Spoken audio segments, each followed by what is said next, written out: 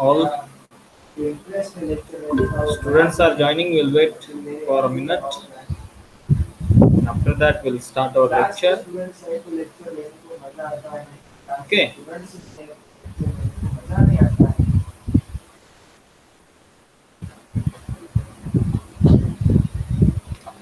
So we have started in last lecture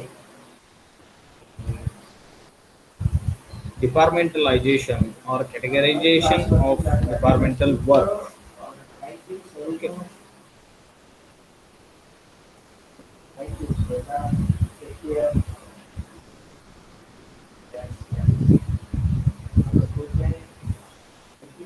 The somehow part of this concept departmental work or categorization of work in office we have discussed in last lecture. So in every organization, if we follow functional type organizational structure, then the total work of office is divided into on the basis of functions. Okay, so on the basis of function, if we look to the functions of office, then there is a many function which is performed by the offices, such as a personal function is there, counting function is there, purchase function is there, general office function is there, mailing, copying, um, then filing. These are the some functions, and on the basis of that functions we can classify the total office work into the various segments. Okay, that is called as a categorization of work in office or departmentalization of work of office. Okay, so the initial part of this concept we have discussed in last lecture. We have started the general office. Now, general office deals with these all office activities which are common to all operating departments. Means that in this uh, category of office work, the all common functions or common activities are done. Okay, such as typing, corresponding correspondence, filing, mailing, etc. Generally the office general office of a large organization is divided into some sections, such as a typing section, then copying and duplicating section, correspondence section, mailing section, filing section, secretarial section. So for uh, copying typing section is concerned, we all typing activities are performed here, which means that uh, if we divide total office into the various segments, suppose we have divided total office work in 5 segments, then if there is a typing full or typing section, every department can approach to the typing pool or typing section to perform their activity or to perform their drafting. Okay, to write their drafting typing section. So, likewise in our college, there is a typing office, separate steno and typist is there. And if we want to type something, then we can go there and type our works. Okay, with using that person, typist or stenographer. Okay, so in large offices, this general office department or general office section is there, and this section perform various activities. Okay, so I think all students are joined. First, we go for attendance. Like I have told you in last lecture, if you have given attendance in chat box, then and then you can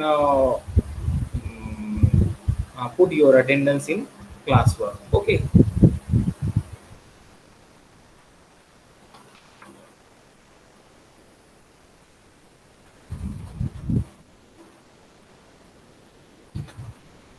In attendance के लिए question दे दिए, यहाँ पर आपको attendance देना है chat box में with in 2 minutes. Go fast.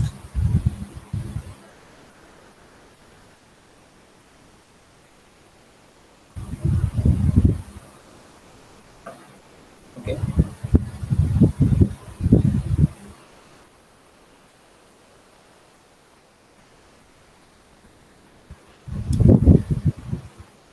दे दिया सबने? हेलो, Yes, सभी ने sir. अपना अटेंडेंस दे दिया?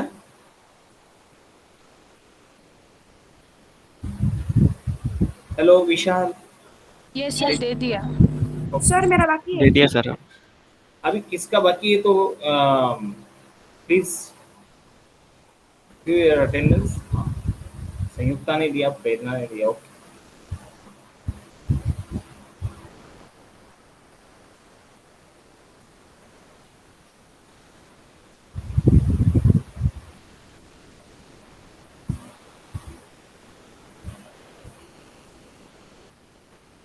जिन्होंने चैट बॉक्स में अटेंडेंस दिया they can put their attendance in class work also. तो मैं आपको यहाँ पर आपके नाम अनाउंसमेंट में डाल देता हूँ।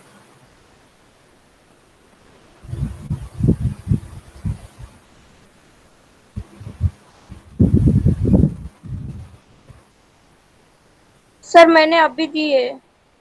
Okay, no problem. I will assign question regarding presently.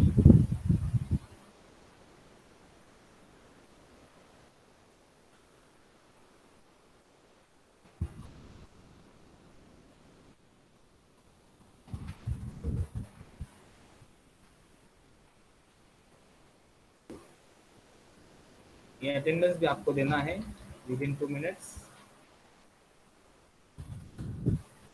Assigning.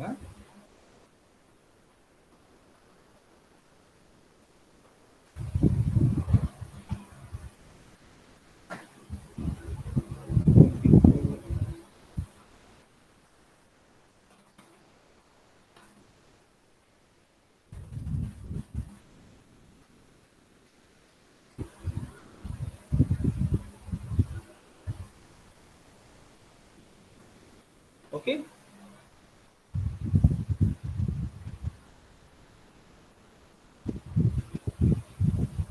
अभी सभी ने अटेंडेंस दिया है ना? Yes, sir. So will continue. Sir मेरा नाम तो आया ही नहीं उसमें। आपने चैट बॉक्स में दिया? हाँ सर, ऐसे 2 सेकंड लेट हुआ मेरा। श्रद्धा बोथरा।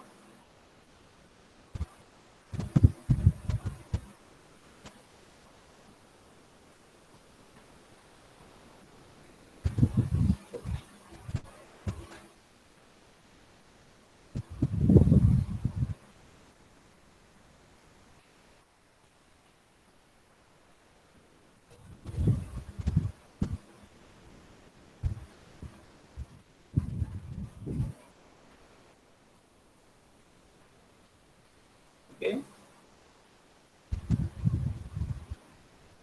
तो जनरल ऑफिस में ऐसे कुछ डिपार्टमेंट्स होते हैं जो कि कॉमन वर्क जो होते हैं, तो वर्क के लिए वहाँ पर सर मेरा नाम भी नहीं आया। जनरल ऑफिस में होता है। क्या नाम है आपका? Sir sir Rishiraj. हाँ, ऋषिराज मैंने अभी अभी कॉपी कर दिया है, अनाउंसमेंट पर पोस्ट भी किया। ओके, ये देख, यहाँ पर ऋषिराज अशोक रॉय नाम है। अभी एक यस काम सर। करो, जिसका नहीं आया है लेकिन मीटिंग पर है, तो वो भी क्लास वर्क पर जाकर अपना अटेंडेंस दे सकते हो। ओके,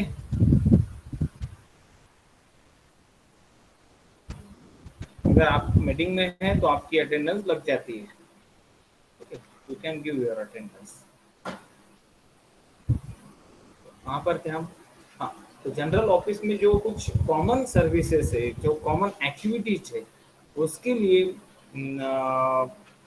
जो एक्टिविटीज है उससे रिलेटेड कुछ सेक्शंस होते हैं। वहाँ पर ऑफिस के यानी ऑर्गेनाइजेशन के किसी भी डिपार्टमेंट का आदमी वहाँ पर जाकर आपका काम अपना काम कर सकता है।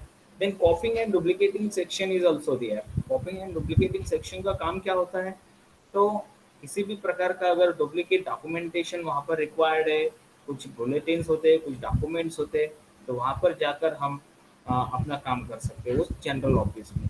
जनरल ऑफिस में ही ये कॉपिंग एंड डुप्लीकेटिंग सेक्शन भी हो सकता है। अगर बहुत बड़ा ऑर्गेनाइजेशन है तो देयर में भी सेपरेट कॉपिंग और duplicating section. Then correspondence section is also there. Correspondence means correspondent deals with writing letters, Later. or receiving and sending letters, okay, to the outside parties or internally involved parties in the organization. So correspondence section is also there. Mailing section, mailing section को भी किसी भी organisation में ये भी एक separate segment हो सकता है। जनरल ऑफिस में ये ज़्यादातर पाया जाता है। वहाँ पर जो मेलिंग सेक्शन है उसके प्रमुख कार्य कौन से हैं, तो वहाँ पर to keep records of all incoming and outgoing letters, उनका रिकॉर्ड रखना। जैसे कि हमने फर्स्ट सेमेस्टर में देखा था, फर्स्ट सेमेस्टर में हमने किस प्रकार मेल रजिस्टर मेंटेन किया जाता है। आउटगोइंग मेल के लिए, इनकमिंग मेल के लिए जो इनकमिंग मेल रजिस्टर है, एंड आउटगोइंग मेल्स के लिए जो आउटगोइंग मेल्स रजिस्टर है वो मेंटेन करना होता है। तो किस प्रकार किया जाता है हमने पिछला जो सेमेस्टर था उसमें ये देखा है। ओके, तो उसमें जो फंक्शंस है तो क्या, to keep record of all incoming and outgoing letters, जो कुछ भी इनकमिंग लेटर्स होते हैं उनका रिकॉर्ड रखना। ओके, आउटगोइंग लेटर्स का भी रिकॉर्ड रखा जाता है। तो वहाँ पर जो इनकमिंग है उनको भी एक कोड दिया जाता है, ओके, नंबर दिया जाता है। आउटगोइंग है, आउटगोइंग के लिए भी एक नंबर दिया जाता है। Okay, to sort out incoming mail and send it to the concern official, ये भी एक काम होता है कि सॉर्ट करना किस डिपार्टमेंट का कौन सा लेटर है। समझो अगर हमारे कॉलेज के जो अलग अलग डिपार्टमेंट्स है उसका एग्जाम्पल हम यहाँ पर लेते हैं। समझो तीन चार फैकल्टीज का ही हम यहाँ पर एग्जाम्पल मिलेंगे। समझो आर्ट्स के कुछ डिपार्टमेंट्स है, साइंस के है, कॉमर्स का सेपरेट डिपार्टमेंट है। अगर कॉमर्स से रिलेटेड डॉक्यूमेंट है तो कॉमर्स के लिए वो सॉर्ट हो जाएगा, साइंस से रिलेटेड है साइंस, ऐसे 3-4 सेक्शन वहाँ पर सॉर्टिंग भी कर सकते हो, है ना। तो ये भी काम वहाँ पर करना होता है। Then keep accounts of postal stamps, postal stamps भी यूज होते हैं। अगर हमको मेल भेजना है, किसी को लेटर भेजना है तो उसके लिए कुछ ना कुछ हम स्टैम्प्स का यूज करते हैं, तो उसका अकाउंट रखना है, उसका रिकॉर्ड रखना, ये भी काम होता है मेलिंग सेक्शन का। Then to deal with post office, post office से डील करना, यानी जो कुछ भी पोस्ट मास्टर है उससे अगर कोई लेटर रिसीव होते हैं तो उसको रिसीव्ड देना, ये काम भी जनरल ऑफिस का है। तो मेलिंग सेक्शन ये काम देखता है। फिर फाइलिंग सेक्शन, कुछ ऐसा रिकॉर्ड होता है कि जो कॉमन रिकॉर्ड होता है वो जनरल ऑफिस में रखा जाता है, उसके लिए एक फाइलिंग सेक्शन भी होता है। तो फाइलिंग सेक्शन का क्या काम होता है कि the activities include receiving papers and documents for filing, there classification, indexing and cross referencing and filing the papers. Okay, तो जो फाइलिंग सेक्शन होता है उसके ये काम होते हैं।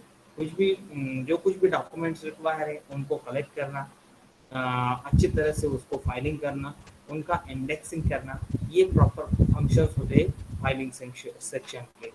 Then secretarial section, secretarial section जो होता है, सेक्रेटेरियल सेक्शन की काम क्या होता है कि जो कुछ भी हमारे अलग अलग डिपार्टमेंट्स है उनमें कोऑर्डिनेशन बनाए रखना, उनका एडमिनिस्ट्रेशन करना, उनको चलाना, उनका अच्छी तरह से उनका मॉनिटरिंग करना, ऑब्जर्वेशन करना।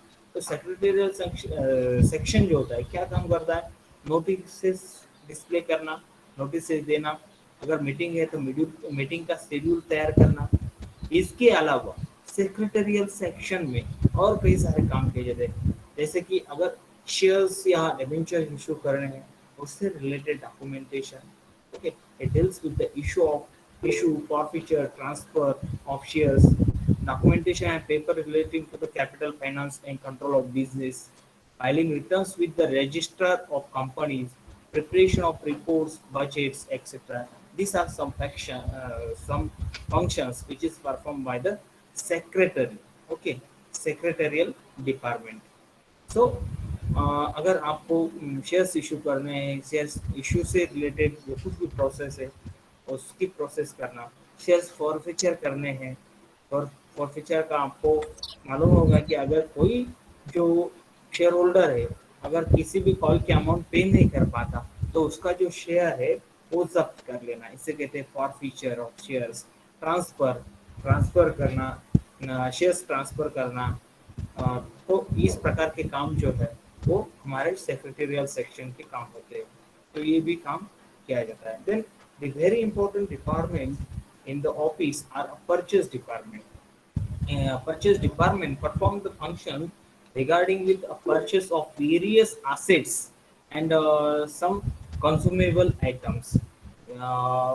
They can the main activity of purchase department is to purchase some items, purchase assets as per the requirement or necessity of the organization. तो परचेसिंग डिपार्टमेंट भी एक महत्वपूर्ण डिपार्टमेंट है हमारे ऑर्गेनाइजेशन का, और उसके हिसाब से भी हम काम को या एक्टिविटी को, परचेज डिपार्टमेंट से रिलेटेड जो एक्टिविटी हो उसके लिए एक सेपरेट डिपार्टमेंट होता है। तो वो है परचेज डिपार्टमेंट। ये एक सेपरेट फंक्शन है, उसके लिए इसे अलग एक सेगमेंट के रूप में या इसका एक सेपरेट डिपार्टमेंट होता है जहाँ पर क्या काम किए जाते हैं। The functions of purchase department involve receiving purchase requisition, inviting tenders, placing orders, receiving orders, recording purchase details, issues, maintaining ledger and stock positions, etc. It also advises the management and different matters concerning purchases and market condition. अगर purchase department को हम देखा जाए तो ये बहुत important department है। किसी भी प्रकार के अगर कोई भी मटेरियल चाहिए, कोई भी स्टेशनरी चाहिए या कोई भी असेट अगर हमको परचेस करना है, ओके, तो परचेस डिपार्टमेंट हमारा वहाँ पर काम करता है। तो ये भी एक सेपरेट डिपार्टमेंट होता है किसी भी ऑर्गेनाइजेशन में। Then sales department. As we know that a sales department concerned with the revenue generation. It is a revenue generation department. जो कुछ भी आता है सेल्स डिपार्टमेंट पर निर्भर है कि हमारा इनकम क्या होगा। अगर हम किसी भी ऑर्गेनाइजेशन को देखिए तो ये डिपार्टमेंट जो होता है बहुत महत्वपूर्ण होता है। तो इस डिपार्टमेंट की क्या क्या फंक्शंस होते हैं। Sales department concern with advertising and publishing the firm's product. अगर हमको सेल्स इंक्रीज करना है तो सेल्स इंक्रीज करने के लिए उस प्रोडक्ट की हमें पब्लिसिटी करनी होती है। उस प्रोडक्ट को हमें कंज्यूमर को पता होना चाहिए कि हमारा ऐसा प्रोडक्ट है, इसकी ये क्वालिटी है। इसके लिए हम एक एडवर्टाइजिंग बनाने का काम भी सेल्स डिपार्टमेंट करता है। देन पब्लिशिंग, उसका कुछ प्रमोशन करना है तो वहाँ पर जो कुछ भी कंपनी के प्रोडक्ट्स है उनको पब्लिसिटी दी जाती है। Okay, then obtains and trains sales force. अगर हमें सेल्स बढ़ाना है तो कुछ सेल्स फोर्स भी हमें चाहिए जो कि डोर टू डोर हमारे प्रोडक्ट का सेल कर सके। तो इसलिए जो कुछ भी हमारा सेल्स फोर्स है उन्हें अच्छी तरह से एक तो ऑप्टिंग करना, और दूसरी बात उनका परफॉर्मेंस बढ़ाने के लिए अगर हम चाहते हैं कि अगर हम इकोनॉमी चाहते हैं या हम कम से कम कॉस्ट में ज़्यादा से ज़्यादा बेनिफिट चाहते हैं तो हमारे जो कुछ भी सेल्स फोर्स हमारे पास है उनको अच्छी तरह से ट्रेन करो। ट्रेन करने के बाद जो एक सेल्समैन है, जो दो सेल्समैन काम करते हैं उनका काम एक ही सेल्समैन वहाँ पर कर सकता है अगर हम ट्रेन सेल्समैन की फोर्स तैयार करें तो। ओके, तो ये भी एक काम है। Then keeping the selling expenses at a minimum. Okay, it is a prime duty of sales manager to keep all selling expenses at minimum level. Okay. Then activities relating to exhibition, trade fairs regarding our products is a duty of sales department. Then receiving, recording replies to customers, inquiries, complaints, etc. It means that customer relationship management is also one in this list of a sales department functions. Then conduct market research survey. अगर हमें market के साथ चलना है, market की requirement के साथ चलना है, तो वहाँ पर मार्केट रिसर्च करना ज़रूरी है, सर्वे करना ज़रूरी है, क्या चल रहा है, मार्केट की पोजीशन क्या है। ओके, मार्केट में जो कस्टमर्स है उनकी रिक्वायरमेंट्स क्या है, उनकी एम्बिशंस क्या है, वो क्या चाहते हैं, हमारा प्रोडक्ट उनका उनको सेटिस्फाई कर रहा है या नहीं कर रहा है। अगर इन क्वेश्चंस के आंसर चाहिए तो आपको कंडक्ट करना है मार्केट रिसर्च और मार्केट सर्वे, है ना। Then collection of outstanding bills. अगर हमने कुछ माल क्रेडिट पर सेल किया है तो it is necessary to collect the bills, है ना। आउटस्टैंडिंग बिल्स जो कुछ भी है उनको कलेक्ट करना, ये भी काम सेल्स डिपार्टमेंट का है। It means that recovery of credit sales. Okay, then preparation of sale statistics. किस टेरिटरी में कितना सेल्स हुआ है, अगर हमारा जो माल है पूरे महाराष्ट्र में जाता है या पूरे अगर इंडिया का हम मार्केट कैप्चर करना चाहते हैं तो इंडिया की जो अलग अलग टेरिटरी है उनमें हमें हमारा सेल्स डिवाइड करना होगा या टेरिटरी फिक्स करनी होगी। किस टेरिटरी में कितना हमारा सेल हुआ है इसका हमें रिकॉर्ड मेंटेन करना होगा, है ना। किस सेल्समैन ने कितना सेल किया है, तो सेल्स से रिलेटेड जो कुछ भी स्टैटिस्टिक्स है वो मेंटेन करना, वो प्रिपेयर करना, ये भी काम है हमारे सेल्स डिपार्टमेंट का। Then dispatching and transporting goods to the customer. अगर अगर हम डायरेक्ट सेल कर रहे हैं तो डिस्पैच करना, माल डिस्पैच करना या माल ट्रांसपोर्ट करना, ये भी रिस्पॉन्सिबिलिटी है sales department. Then advise the management about sales policy. हमारी जो सेल्स पॉलिसी है, अगर हमारे पास सेल्स से रिलेटेड पूरा रिकॉर्ड तो उसके आधार पर हम सेल्स डिपार्टमेंट, हमारा जो टॉप लेवल मैनेजमेंट होता है उनको एडवाइस कर सकता है कि हमें किस टेरिटरी में कैसी स्ट्रेटेजी यूज़ करनी है, कौन सी मार्केटिंग स्ट्रेटेजी से हमें किस टेरिटरी में जाना है। इसके लिए अगर कुछ एडवाइस देनी है तो एडवाइस देने का काम भी हमारे सेल्स डिपार्टमेंट का है। इस प्रकार एक ऑर्गेनाइजेशन में it is a separate segment और separate activity, okay, which deals with sales activity, okay, sales function, okay. So move on to the next. Hello, are you listening me? Yes, sir. Yes, sir. Then Yes, sir. account department or account section in every organization. Account section is a very important. It plays a very vital role. Account section जो होता है, account section हर एक, अगर वो चाहे हमारा trading concern हो या नॉन ट्रेडिंग कंसर्न हो, वहाँ पर ये अकाउंट्स जो है अकाउंट्स डिपार्टमेंट्स होता है। किस लिए होता है, to maintains books of accounts and the preparation of financial statement. जो कुछ भी ये डिपार्टमेंट किससे रिलेट करता है, maintaining the books of accounts.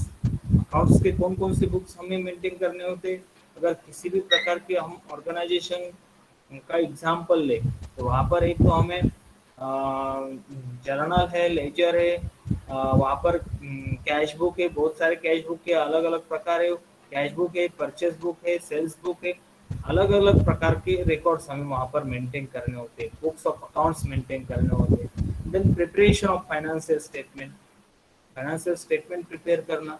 Financial statement में एक तो हम इनकम इनकम स्टेटमेंट बना सकते हैं या trading and profit and loss account बना सकते हैं, एंड देन बैलेंस शीट। तो ये जो काम है, ये जो काम करने वाला डिपार्टमेंट है वो एक सेपरेट डिपार्टमेंट होता है किसी भी ऑर्गेनाइजेशन में, उसे कहते हैं हम accounts department.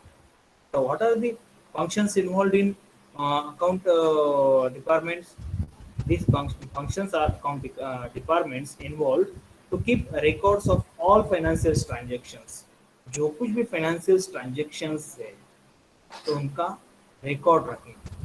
Okay, to deal with banks, if it is the prime duty of every accounting department to deal with banks, to record to keep all records related with banks, okay, तो bank के साथ संबंध बनाए रखना, bank की जो activities है वो अच्छी तरह से परफॉर्म करना, ये भी अकाउंट सेक्शन का काम है। तो बैंक से रिलेटेड कौन कौन सी एक्टिविटीज हो सकती है, जैसे कि बैंक में अगर कुछ डिपॉजिट्स करना हो, जो कुछ भी ऑर्गेनाइजेशन की कुछ इनकम है, तो हम ऑर्गेनाइजेशन में पूरी तरह नहीं रख सकते, तो उन्हें अकाउंट्स में डिपॉजिट करना। कुछ अगर हमें कुछ चेक्स इशू करने हैं, तो चेक्स को सबमिट करना बैंक्स में, रिसीव हुए हैं उस चेक सबमिट करना। इस प्रकार की जो बैंक से रिलेटेड एक्टिविटी है वो भी हमारे अकाउंट डिपार्टमेंट को परफॉर्म करनी होती है। Then to prepare profit and loss account, balance sheet and other financial statement. Okay, financial preparation of financial statement is a prime task of accounts department, है ना। तो उसमें प्रॉफिट एंड लॉस अकाउंट तैयार करना, balance sheet तैयार करना। Profit and loss account क्यों तैयार किया जाता है, हमारे बिजनेस को प्रॉफिट हुआ या लॉस हुआ, इसको इसको ज्ञात करने के लिए प्रॉफिट एंड लॉस अकाउंट बनाते हैं। बैलेंस शीट क्यों बनाया जाता है, balance sheet shows the actual position, financial position of the business at a particular stage or at a particular date, है ना। पर्टिकुलर डेट पर हमारी ऑर्गेनाइजेशन की फाइनेंशियल पोजीशन क्या है, हमारे बिजनेस की फाइनेंशियल पोजीशन क्या है, हमारी कंपनी की फाइनेंशियल पोजीशन क्या है, इसको बताने का काम हमारा बैलेंस शीट करता है ना। तो बैलेंस शीट बनाना, तो ये काम हमारे अकाउंट सेक्शन का है। To deal with wages, salaries, budgets, जो कुछ भी हमारे एम्प्लॉय है उनको वेजेस देना, सैलरी शीट तैयार करना, यानी हम जिसे पेरोल कहते हैं, पेरोल डिसाइड करना, बजट्स तैयार करना अलग अलग, जैसे कि सेल्स बजट है, परचेज बजट है, और other expenditure budget, overhead budgets etcetera, है ना। तो इस प्रकार के बजट्स तैयार करना। तो मैनेज कैश, कैश का मैनेजमेंट करना, है ना। तो कैश मैनेजमेंट के लिए अगर बिग कंसर्न है तो वहाँ पर सेपरेट कैश डिपार्टमेंट होता है, which deals with all receipt and all cash receipts and cash payments of the organization. But in small organization, cash section is a part of the account section. So this is also important. Then to maintain cash vouchers तैयार करना, to maintain cash books, petty cash books। तो cash books, जैसे कि हमने पहले ही कहा कि अगर कोई बिग ऑर्गेनाइजेशन है वहाँ पर सेपरेट डिपार्टमेंट होता है, कैश डिपार्टमेंट। तो वहाँ पर ये बुक्स तैयार किए जाते हैं कैश डिपार्टमेंट में, कैश बुक्स में भी सिंगल कॉलम कैश बुक्स है, डबल कॉलम कैश बुक है, पीटी कैश बुक है। तो अलग अलग प्रकार की जो कैश बुक्स है वो तैयार करने का काम भी हमारे अकाउंट सेक्शन का होता है। Then personal department. This is very important department in every kind of organization, whether it is a profit-making organization or non-profit-making organization. Profit-making organization है या non-profit organization है, वहाँ पर पर्सनल डिपार्टमेंट की ज़रूरी होती है। अगर बिग ऑर्गेनाइजेशन है तो वहाँ पर सेपरेट एक डिपार्टमेंट होता है। It is an important department of an organization performing a number of functions including recruitment, training of employees, placement and development of staff. Okay, this all functions performed by the personnel department। तो नीचे वहाँ पर एक list दी गई है कि क्या काम है इस काम में। They maintain and keep the records of employees. In short, the chief function of this department are to select people for employment. It means recruitment of employees। Employees जो है उनकी रिक्रूटमेंट करना, to select people for employment. अगर हमें right place पर right person choice करना है तो ये प्रोसेस हमें फॉलो करनी होगी। वहाँ पर फिर रिक्रूटमेंट से रिलेटेड अगर सिलेक्शन की बात है तो वहाँ पर बहुत सारे एक्टिविटीज़ इन्वॉल्व है इस पर्टिकुलर एक फंक्शन में। तो वहाँ पर जितना रिक्वायरमेंट है तो उसके हिसाब से एडवर्टाइजमेंट तैयार करना, एडवर्टाइजमेंट देना, एडवर्टाइजमेंट के लिए जो कुछ भी मीडियम से उनका यूज़ अच्छी तरह से यूज़ करना, उनका बजट तैयार करना, देन कितने वर्कर्स या कितना स्टाफ चाहिए उनकी लिस्ट बनाना, उनका जो क्वालिफिकेशन है डिसाइड करना, वो मेंशन करना है एडवर्टाइज में। उसके बाद में जो कुछ भी एडवर्टाइज हमने भेजा है उसको जो रिप्लाईज आते हैं यानी एप्लीकेशंस आते हैं, एप्लीकेशंस रिसीव करना। एप्लीकेशंस रिसीव करने के बाद भी बहुत सारे फंक्शंस होते हैं, जैसे कि उनको इनको रिप्लाई रिप्लाई देना। जैसे जो कुछ भी एप्लीकेशंस आए हैं उनका सॉर्टिंग करना, उनको सॉर्ट आउट करने के बाद वहाँ पर आपको उनको रिप्लाई भेजना है। तो यानी इंटरव्यू कॉल लेटर्स कुछ एक्सेप्ट करना है, कुछ एप्लीकेशन रिजेक्ट करना है, तो वो क्राइटेरिया डिसाइड करना। इस प्रकार के फंक्शंस वहाँ पर पर्सनल डिपार्टमेंट को करने होते हैं। To provide training to staff, अगर हमने ऑलरेडी ही कुछ एम्प्लॉयज़ को एम्प्लॉयड किया है वहाँ पर, तो उनका अगर परफॉर्मेंस हमें बढ़ाना है तो it is necessary to train them, है ना। अगर उनको ट्रेन करना है तो वहाँ पर ट्रेनिंग की फैसिलिटी प्रोवाइड करना, ये भी काम हमारे पर्सनल डिपार्टमेंट का है। Then to administer wage and salary policy. Wage and salary policy अगर हम देखिए तो अलग अलग ऑर्गेनाइजेशन में अलग अलग वेजेस की मेथड्स यूज की जाती है। कहीं कहीं पर हम देखते हैं कि पीस रेट सिस्टम का यूज किया जाता है, कहीं पर टाइम रेट सिस्टम का यूज किया जाता है। इस प्रकार जो कुछ भी पॉलिसी है, पॉलिसी डिसाइड करना, पॉलिसी एडमिनिस्टर करना, सैलरीज के बारे में सैलरीज के स्केल डिसाइड करना, ये काम होता है पर्सनल डिपार्टमेंट का। Then to keep personal records of staff, अगर हमने कुछ स्टाफ एम्प्लॉय किया है तो उनका पर्सनल रिकॉर्ड रखना, जिसके लिए हम सर्विस बुक जिसे कहते हैं वो मेंटेन करने का काम भी पर्सनल डिपार्टमेंट का होता है। सर्विस बुक मेंटेन करना, वहाँ पर जो कुछ भी अपडेट्स है उनके अपडेट्स का रिकॉर्ड रखना, ये पर्सनल डिपार्टमेंट का काम। Then to help the management in the matters of promotion transfer etcetera, है ना। अगर पर्सनल डिपार्टमेंट है उनके पास सभी का पर्सनल रिकॉर्ड्स होता है। On the basis of that we can advise to the top management for a promotion or transfer of particular employees. Okay, then to provide welfare facilities, कुछ welfare facilities है, जैसे कि एम्प्लॉयज़ के लिए canteen facility provide करना, employees के बच्चों के लिए स्कूल फैसिलिटी प्रोवाइड करना, उनके लिए कुछ ऐसी स्कीम लाना जिससे उनका डेवलपमेंट हो। जैसे कि इंश्योरेंस पॉलिसी, अपने कर्मचारियों के लिए इंश्योरेंस पॉलिसी का इंश्योरेंस पॉलिसी लाना, कंबाइन इंश्योरेंस पॉलिसी सभी कर्मचारियों की करना, ये जो है वेलफेयर फैसिलिटीज में आ जाती है। तो ये भी काम हमारा पर्सनल डिपार्टमेंट करता है। Then to deal with the labour problems and trade disputes, अगर वहाँ पर किसी वजह से हमारे लेबर्स अनसेटिस्फाइड है, अगर वो चाहते हैं कि उनका जो पेमेंट है वो अभी इस सिचुएशन में उन्हें क्या कहते हैं हम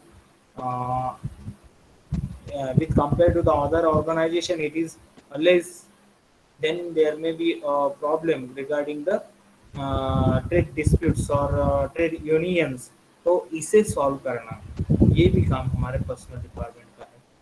to prepare retirement and pension scheme on the basis of rules and regulations of the government, prepare a retirement and pension schemes is a task of personal department. So these are some functions which is performed by the personal department and it is a separate segment in every kind of organization. Okay. So production sir department, yes. हाँ sir, अगर किसी employ का हमें replacement करना है या उसको उसके एक जॉब मिनट से थोड़ा रिमूव सा करना है तो वो मेरे भी स्पीकर, पर्सनल डिपार्टमेंट में आएगा क्या? हेलो एक मिनट विशाल, एक मिनट। हाँ आप बोलो विशाल। सर आवाज आ रही मेरी? हाँ यस यस। हाँ सर, अगर किसी एम्प्लॉय को हमें उसके प्रोफेशन से यानी जॉब से निकालना है या रिप्लेसमेंट करना है तो वो भी पर्सनल डिपार्टमेंट में It आएगा is क्या? come under the personal department. Okay, on the basis of his performance, because personal department has all the records regarding with the employees, and it's their task Okay, they can advise to the management for transferring any employee. Okay, hello Okay, sir. Vishnu. हाँ, Yes, sir. any other doubts? No, sir. No other doubt. So production department, अब production department है तो production department की भी बहुत सारे functions होते हैं। प्रोडक्शन डिपार्टमेंट में हम देखते हैं जैसे कि अदर डिपार्टमेंट्स में कुछ इंटरनल फंक्शंस होते हैं, उसी प्रकार प्रोडक्शन एक सेपरेट सेगमेंट होता है और वहाँ पर it deals with various activities of the production of finish products. वहाँ पर प्रोडक्शन कंट्रोल करना, क्वालिटी कंट्रोल करना, material handling, control of stock. These are the some functions which is performed by the production department. It also prepares material schedule, कब हमें कितना material चाहिए, तो वहाँ पर on with the consultation of purchase department they can decide the levels of stock. Okay, levels of stock हमारा minimum level क्या होगा, मैक्सिमम लेवल क्या होगा, एवरेज स्टॉक लेवल क्या होगा, रीऑर्डर स्टॉक लेवल क्या होना चाहिए, इसके बारे में डिसीजन लेना ये हमारे प्रोडक्शन फंक्शंस का काम है। Okay, they can consult with purchase department for ordering the raw material. Okay, raw material को ऑर्डर करना है, रॉ मटेरियल की रिक्वायरमेंट है तो प्रोडक्शन डिपार्टमेंट का ये टास्क है कि जितना रॉ मटेरियल रिक्वायर्ड है उनकी रिक्वायरमेंट परचेज डिपार्टमेंट को देना, then purchase department can take the action on it. Okay, तो इस प्रकार अगर प्रोडक्शन डिपार्टमेंट के फंक्शंस देखें तो प्रोडक्शन कंट्रोल करना यानी कितना प्रोडक्शन हमें तैयार करना है, for that they can prepare production budget on the basis of sales budget। अगर सेल्स बजट हमारे पास है, हमें कितना सेल्स करना है फ्यूचर में, बजट मीन्स एस्टिमेटेड होता है वहाँ पर कि कितना सेल्स हमारा हो सकता है ना। तो सेल्स बजट अगर उनके पास आ जाता है तो on accordingly means according to the sales budget they can plan their production budget. Okay, production budget तैयार करने के लिए अगर सेल्स बजट उनके पास है तो on the basis of sales budget they can prepare production budget. Okay, तो अगर प्रोडक्शन बजट तैयार किया जाता है तो they can easily achieve the goal of production control. Okay, production control का गोल जो है या ऑब्जेक्टिव जो है वो हासिल कर सकते हैं। Then quality control, quality maintain करना, क्वालिटी कंट्रोल करना, वहाँ पर क्वालिटी चेक ऑफिसर भी होता है। मटेरियल हैंडलिंग, किस प्रकार मटेरियल हैंडलिंग करनी चाहिए, कंट्रोल ऑफ स्टॉक्स जैसे कि मटेरियल शेड्यूल तैयार करना, मेंटेन स्टॉक, ये जो परचेस डिपार्टमेंट से रिलेटेड भी कुछ काम यहाँ पर प्रोडक्शन डिपार्टमेंट को करना होता है। जैसे कि स्टोर, अगर स्टोर डिपार्टमेंट भी इसी का एक हिस्सा होता है प्रोडक्शन डिपार्टमेंट का, वहाँ पर जो मटेरियल रिक्वायर्ड है उनको रिक्वायरमेंट देना और जो मेथड सप्लाई करते हैं उस मेथड के हिसाब से they can maintain their own records store department. Okay, तो इस प्रकार ये अलग अलग काम प्रोडक्शन डिपार्टमेंट के होते हैं।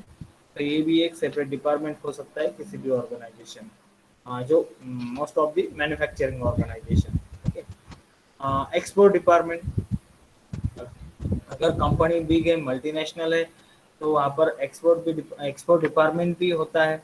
A large organization exporting goods on a large scale may have a separate export department to look after the exports of the organization। जो कुछ भी एक्सपोर्ट करना है, प्रोडक्ट एक्सपोर्ट करना है, उसके बारे में रिकॉर्ड रखना।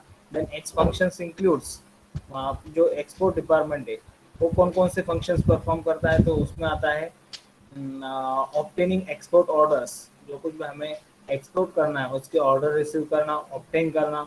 Keeping liaison means keeping a well relationship with exporters, है ना। जो कुछ भी हमारे जो अदर पार्टीज है, अदर नेशन से, उनके साथ अच्छे संबंध बनाए रखना, ये काम है।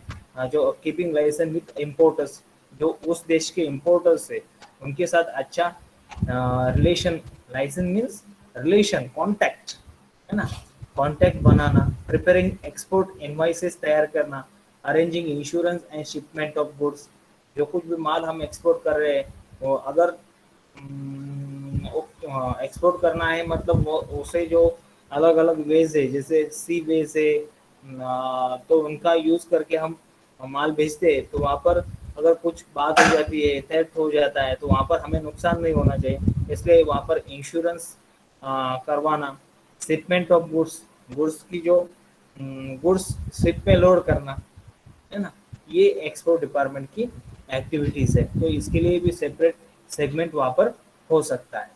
Okay, so this is all about the categorization of office work. Okay. If you have any doubt, any questions, you can ask.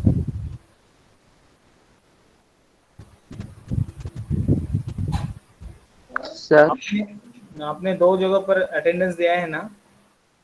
Yes, sir. Yes These students only treated as a present students, and all other students, yeah, even they are putting their attendance in classwork treated as a fake attendance. Okay. अगर sir भी chat box में attendance नहीं दिया और वहां पर attendance दिया, तो वो फेक अटेंडेंस में कैलकुलेट होगा। हाँ? हाँ बोलो। हाँ सर, जो परचेज डिपार्टमेंट है क्या, उसका प्रीवियस डिपार्टमेंट जो है ना, उसकी स्लाइड दिखाओ एक बार। पर्सनल डिपार्टमेंट्स, परचेज डिपार्टमेंट का previous department sir. General office, नहीं सर, उसके आगे का फर्स्ट डिपार्टमेंट। ये हाँ सर, ये हाँ, नहीं, बैक वाला, हाँ, उसके बैक का सर प्रीवियस स्लाइड दिखाओ। हाँ सेक्रेटरी, बस ये। हाँ सर, वो जो सेकंड पैराग्राफ है उसमें देखो sir, it deals with the issue, और एक वो क्या है sir, for future means. yes, I have explained it, but again I will explain it. It also deals with the issue, forfeiture, transfer, etc. Transfer of shares ऐसे कहा है ना। तो इश्यू मतलब क्या है कि अगर कंपनी को कुछ कैपिटल रेज करना है, तो कैपिटल रेज करने के लिए उनके हाथ में होता है कि शेयर्स वो इश्यू करते हैं अपने कंपनी के, तो उसके लिए प्रपोजल भेजना होता है ना। जैसे कि प्रोस्पेक्टस तैयार करना, प्रोस्पेक्टस भेजना, प्रोस्पेक्टस मीन्स इनविटेशन भेजना, जो कुछ भी शेयर होल्डर्स है, जो इंटरेस्टेड पार्टीज है इन्वेस्टमेंट के लिए, उनको इनविटेशन भेजना। ओके, देन फॉरफीचर, फॉरफीचर मतलब होता है कि अगर हमारा शेयर है 100 रुपीज का है, अगर हमने एप्लीकेशन के समय 10 रुपीज दिए हैं और बाकी जो लेने हैं हमें 3 इंस्टॉलमेंट में लेने हैं, समझो 90 रुपीज जो बचे हैं हमारे शेयर्स के, एक शेयर्स के 3 इंस्टॉलमेंट में लेने हैं या 3 कॉल में लेने हैं, तो वहां पर 30-30 रुपए का एक कॉल बन जाएगा। अगर किसी भी शेयर होल्डर ने प्रोस्पेक्ट जो हमने इनिशियल एप्लीकेशन अमाउंट ले लिए 10%, 10 रुपीज, लेकिन जो बचा हुआ जो कॉल है उसमें से अगर कोई भी शेयर होल्डर किसी भी कॉल को देने के लिए असमर्थ है, ओके, तो उसका जो शेयर्स है वो जब्त कर लेना। ये जो एक्टिविटी होती है इसे कहते हैं हम forfeiture of shares. Then transfer, transfer of shares मतलब क्या होता है, जो शेयर्स होते हैं जैसे कि प्रेफरेंस शेयर्स होते हैं, इक्विटी शेयर्स होते हैं, प्रेफरेंस शेयर्स को अगर इक्विटी शेयर्स में ट्रांसफर करना है, तो ये जो एक्टिविटी होती है वो एक्टिविटी भी इस डिपार्टमेंट के अंदर आ जाती है। ओके, ओके सर, वो transfer of shares and issue of shares वो समझ में, मतलब वो पता था, लेकिन वो फॉर फ्यूचर ऑफ शेयर्स यही नहीं पता था। हाँ, फॉरफीचर तो वो जब्त कर लेना, अगर कोई शेयर होल्डर किसी भी कॉल को देने के लिए फेल हो जाता है तो उसका शेयर्स जब्त कर लेना। ओके, और जब्त ओके करने के बाद भी हम उसे रीइश्यू कर सकते हैं। Okay, okay sir, I understood. we will stop here. Okay sir, thank you, bye, take care.